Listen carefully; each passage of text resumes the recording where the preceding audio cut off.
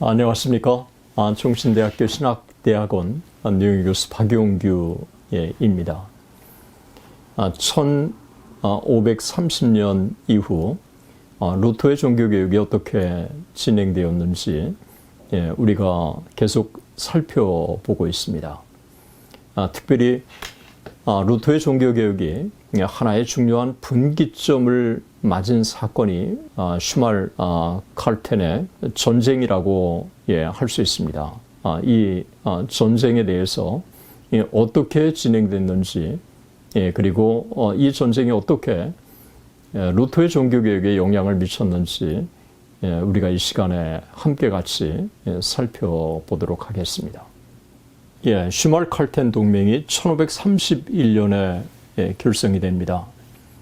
로마 캐토릭으로 제국을 통일하기 위해서 캐토릭 신앙을 강요하는 카를 5세에 맞서서 개신교 제후들과 도시들이 튜빙겐 지방의 슈말칼텐이라고 하는 곳에서 슈말칼텐 동맹을 결성한 것입니다. 제후들이 슈말칼텐 동맹을 결성한 것은 여기에 앞장선 지도자들이 있는데 작산의 선제후 요한 프리드리 1세, 그리고 헤센주의 방백 필립 1세가 이 동맹을 주도합니다. 1531년 2월 27일 독일 튠링겐 슈말칼텐이라고 하는 소도시에서 군사동맹 조직을 만들어서 카를 5세의 반개신교 정책에 맞서기로 한 것입니다.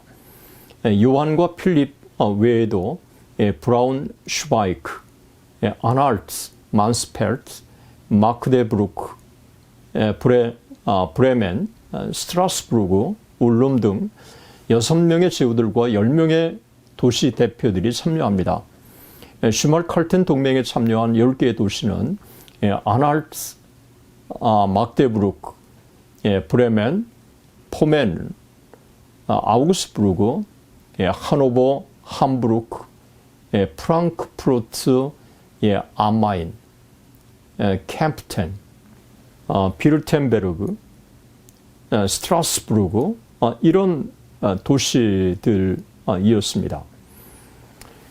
슈말칼텐 군사동맹은 종교개혁 운동에 있어서 아주 중요한 분기점을 형성합니다. 루터는 농민전쟁을 반대하고 그리스도인들이 무력을 삼가고 정부에 순종할 것을 그렇게 요구했고 그것이 성경적이라고 주장했습니다. 그러던 루터의 입장에 카를 5세의 반프로테스탄트 정책과 탄압으로 인해서 입장의 변화가 생깁니다. 종교의 자유를 제한하고 아우스부르크 신앙 고백까지 완전히 거부하고 로마 캐토릭의 입장에 서서 개신교를 탄압하는 카를 5세에 크게 실망하고 그동안 주장하던 정부에 대한 기독교인의 절대적 순종 태도에서 저항의 합법성을 인정하는 방향으로 수정을 한 것입니다. 이런 루터의 입장 변화로 루터파 제후들은 대단한 용기를 얻었고 카를 5세에 맞서서 군사동맹을 결성할 수 있었습니다. 만약 황제가 공격을 할 경우 6년 동안 황제에 맞서 상호 군사 원조를 할 것을 약속한 것입니다. 이들의 연대는 15년 동안 지속됩니다. 1531년 아우구스부르크 제국의회는 아우구스부르크 신앙 고백을 슈말칼텐 동맹의 공식적인 신앙 고백으로 천명합니다.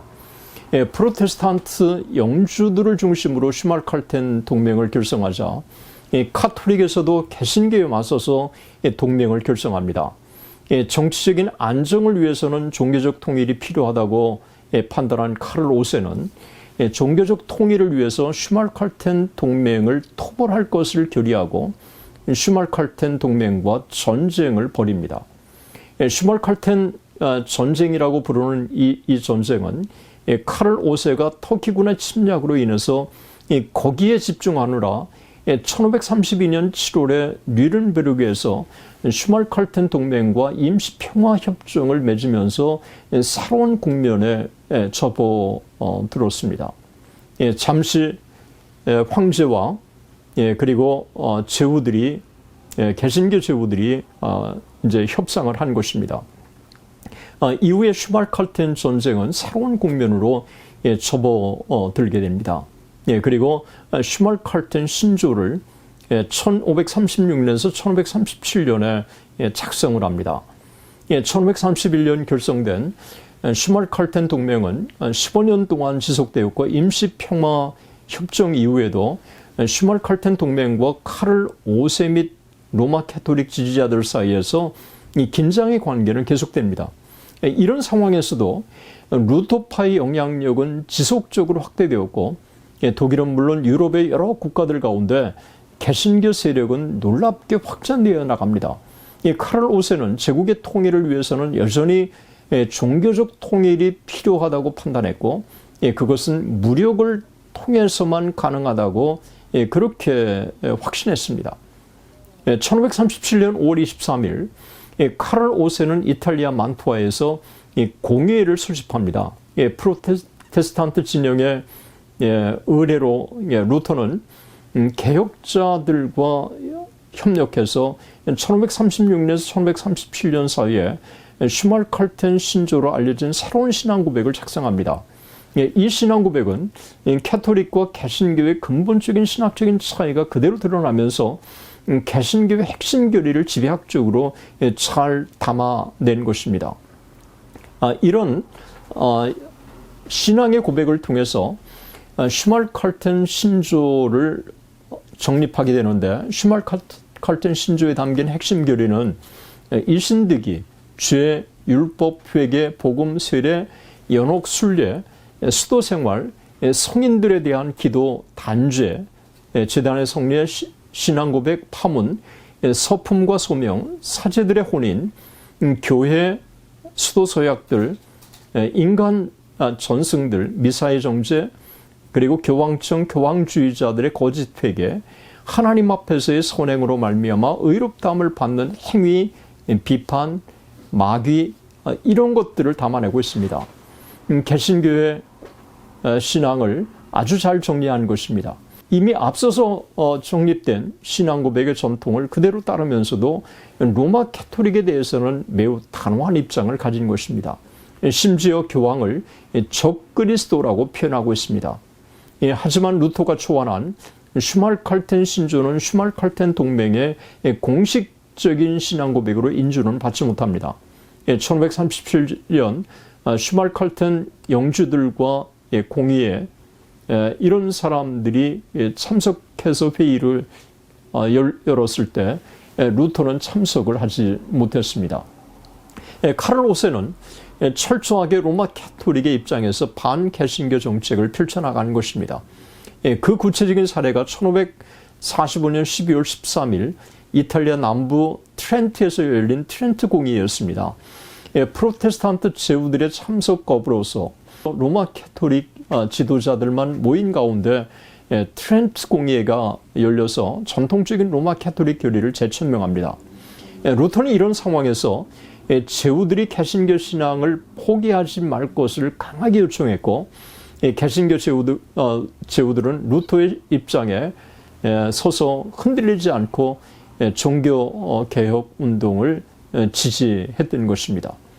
루터가 1546년 2월 16일 아이슬레벤에서 세상을 떠나고 5개월이 지나서 카를 5세가 7월에 슈말칼텐 동맹과 전쟁을 선포합니다.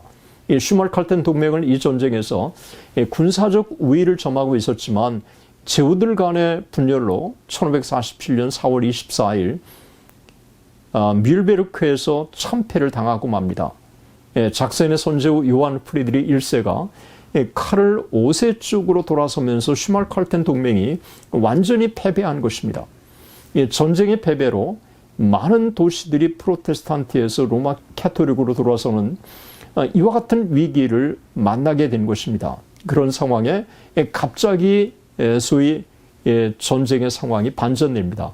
그 이유는 작센의 모리츠 공이 카를 5세 편에서 1551년 루터파 마그네부르크를 점령하는 등 반 프로테스탄트 노선을 걷다가 황제에게 크게 실망하고 브란덴부르크 선제후의 팔츠와 그리고 브루덴베르크의 공과 손을 잡고 카를 5세에 맞선 것입니다. 이 카를 5세는 간신히 오스트리아로 피신했고 1552년 8월 2일 개신교 슈말칼텐 동맹과 조약이 체결되어서 전쟁이 종식된 것입니다.